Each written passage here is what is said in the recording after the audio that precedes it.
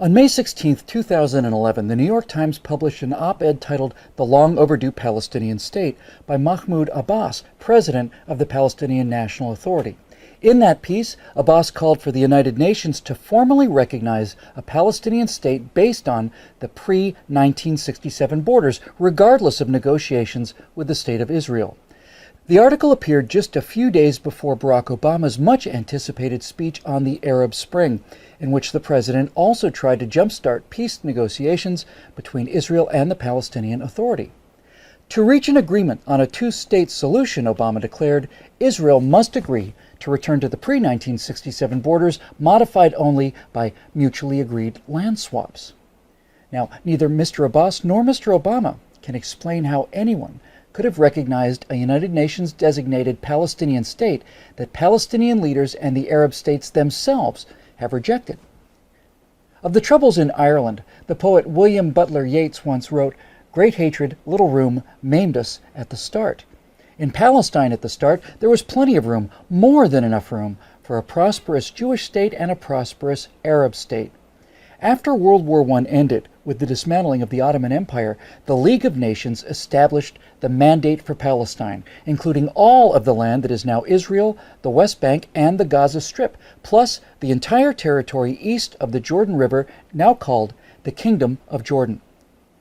The area under the Mandate was as large as Syria and about half as large as Iraq, yet the total population at the time was less than 1 million, of whom 10% were Jews.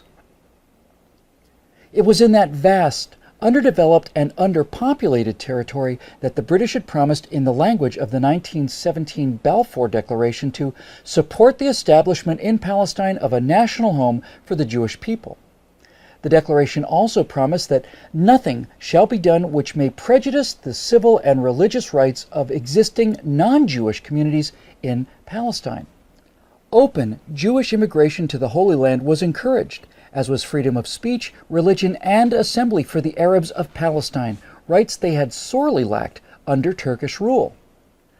Mired for more than 2 centuries in backwardness and grinding poverty, Palestinians were never recognized by the Ottoman Empire as possessing any distinctive national identity. The Palestinians quickly took advantage of their new freedom to speak bluntly, demanding a stop to the Jewish immigration which had just begun. Said one Arab representative during the Paris Peace Conference, "We will push the Zionists into the sea, or they will send us back into the desert." Aref Pasha Dajani, a Palestinian leader from Jerusalem, warned that it is impossible to live with the Jews. In all the countries where they are at present, they are not wanted because they always arrive to suck the blood of everybody. If the League of Nations will not listen to the appeal of the Arabs, this country will become a river of blood. Well, as promised, blood did flow when the Palestinian demand to end Jewish immigration was not granted. Jerusalem was the first flashpoint for regular Arab attacks on Jewish communities in April 1920. Palestinians from nearby towns poured into the old city. The Muslim mayor of Jerusalem and other notables worked up the crowd to launch a jihad against the Jews. "If we don't use force against the Zionists and against the Jews, we will never be rid of them," urged newspaper editor Arif al-Arif. The crowd shouted back, "We will drink the blood of the Jews," shouting Islamic slogans like "Muhammad's religion was born with the sword." Thousands surged through the Jewish quarter and into West Jerusalem. The mobs vented their rage against any Jew they could find, burning and looting homes and stores, and even attacking British and Arab policemen. After several days of rioting, the final toll was 6 Jews dead, hundreds beaten, and widespread destruction of property. What became known as the Nebi Musa riot was the opening shot in a 90-year war to reverse the Balfour Declaration. And things soon got worse as the Allies, to assuage the fears of Arab monarchs, separated the land east of the Jordan River out of the total area accessible to Jewish immigrants and created the Emirate of Transjordan.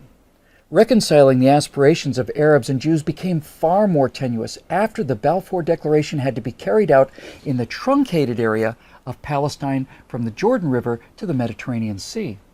There was now much less room and a great deal more hatred.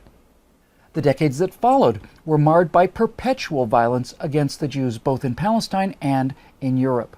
The two were often linked. Under the leadership of the Grand Mufti and President of the Supreme Muslim Council, Haj Amin al-Husseini, the Arabs of Palestine waged an endless jihad against their Jewish neighbors. When the British sent a royal commission to investigate a solution, the Jews, represented by Chaim Weizmann, pressed for a partition of the territory into two states, even if the territory assigned to the Jews was the size of a tablecloth. The Peel Commission's final report, published in July 1937, proposed such a division. The Jews were offered an independent state in a small enclave along the seacoast from Tel Aviv to the north of the country, constituting about 20% of the remaining Mandate territory, while the Palestinian Arabs would get 80% for their own state. Desperate for any means to be able to bring in large numbers of the endangered European Jews, the Zionists reluctantly accepted the Commission's partition plan.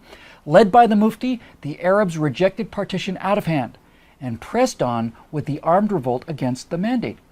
The British succeeded in putting down the violence for a time. Al-Husseini was sent into exile, ultimately in Hitler's Nazi Germany, where he lived as a special guest of the Führer.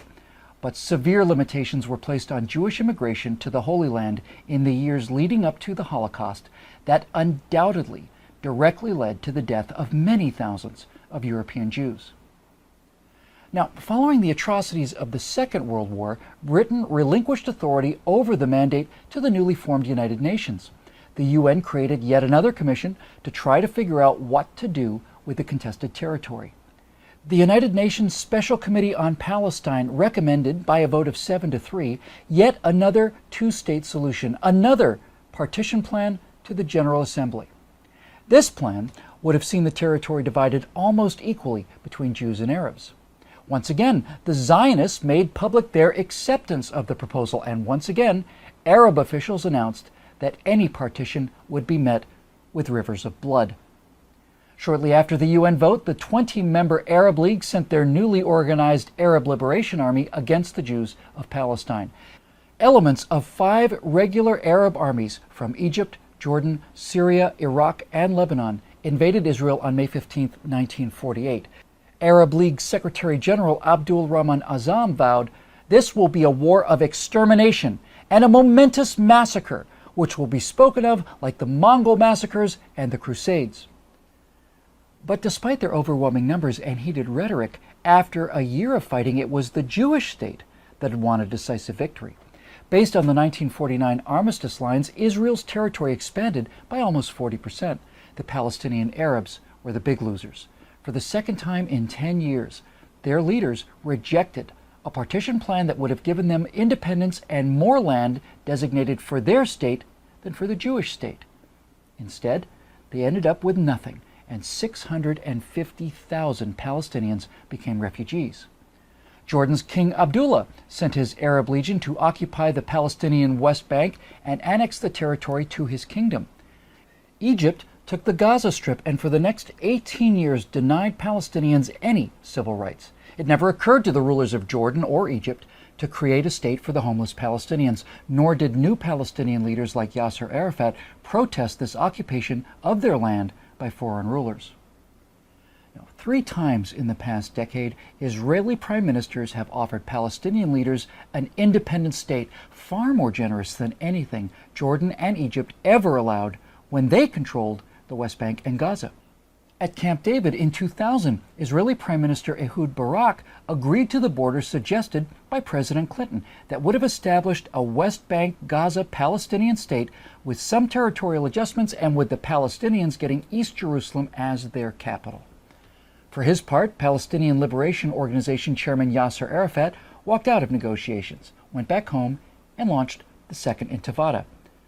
Invoking Islamic Jew hatred as justification, the Palestinians conducted a 3-year brutal campaign of suicide bombings against Israeli pizza parlors, wedding halls, and discotheques. In 2005, Israeli Prime Minister Ariel Sharon decided that it was against Israel's security interest to govern the 1.1 million Palestinians in the Gaza Strip. Sharon dismantled all of the Jewish settlements and pulled Israeli forces back across the 1967 borders between Israel and Gaza without even any land swaps. As an added bonus, Israel left the Palestinians a thriving flour export industry to help jumpstart the local economy. the Palestinians' response to this generosity?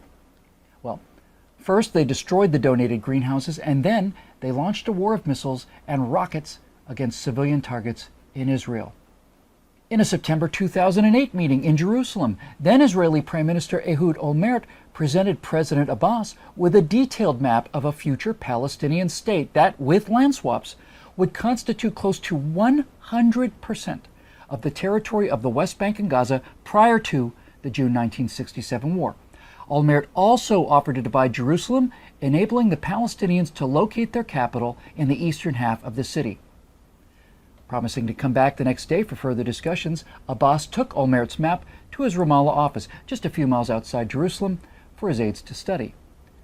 But Abbas never returned with the map. This was the last time the Israeli and Palestinian leaders met. Many times over the last 63 years, both the international community and the State of Israel have offered the Arabs of Palestine their own state. Each time, these offers have been met by more violence against Jewish citizens. Neither President Abbas nor President Obama are ignorant of this fact. Consistent thread woven throughout the Arab war against the Jews.